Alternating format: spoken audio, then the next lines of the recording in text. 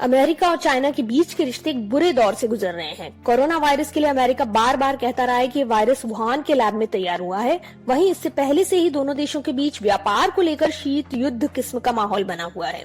ये खटास अब और बढ़ गई जब अमेरिका ने अपने देश में मौजूद 4 चाइनीज मीडिया आउटलेट्स को फॉरेन मिशन का नाम दिया।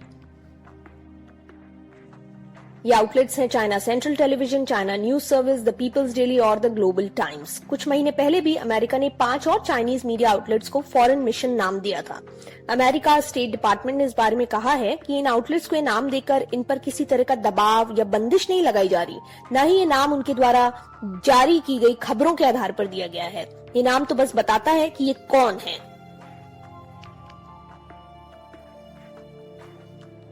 लेकिन क्या ये बात इतनी साधारण है जितनी दिखती है?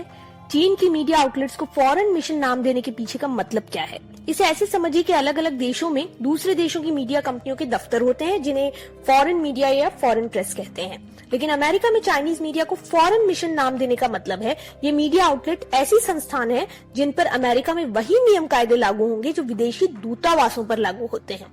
साथ ही फॉरेन मिशन नाम देते हुए अमेरिका कहता है कि मीडिया हाउस अमेरिका में रहकर चीन के प्रोपेगेंडा को बढ़ावा दे रहे हैं और इसलिए अमेरिकी सरकार को लगता है कि इनके कामकाज में पारदर्शिता की जरूरत है।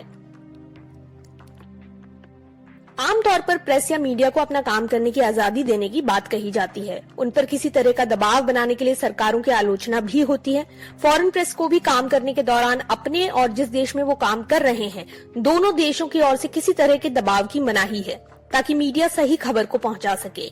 लेकिन मीडिया कंपनी को फॉरेन मिशन नाम देने का मतलब है कि अमेरिकी सरकार को लगता है कि वह संस्थान स्वतंत्र रूप से काम नहीं कर रहा बल्कि उसे चीन की सरकार कंट्रोल कर रही है और अपने हिसाब से चला रही है। फॉरेन मिशन नाम देने के बाद अब इन चाइनीज मीडिया कंपनी को अपना लेखा जोखा अमेरिकी सरकार के साथ शेयर करना होगा। इसी साल फरवरी के महीने में अमेरिकी राष्ट्रपति डोनाल्ड ट्रंप ने 5 चाइनीज मीडिया ऑर्गेनाइजेशंस को फॉरेन मिशन नाम दिया था।